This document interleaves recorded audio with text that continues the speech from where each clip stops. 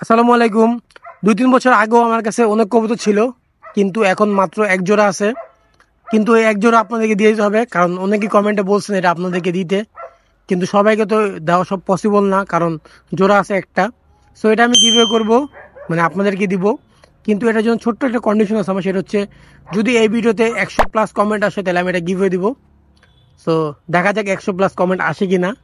আর এই জোড়াটা আসলে একটা ভালো একটা জোড়া। আমি এখনো এটাতে ডিম বাচ্চা করাই নাই, কারণ ওরা এখনো অ্যাডাল্ট হয় নাই।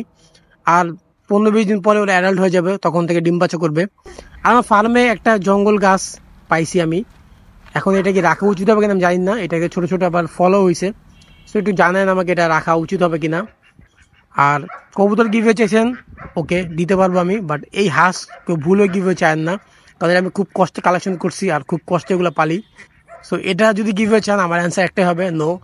যদি আপনি কষ্ট পান, কিছু করার নাই।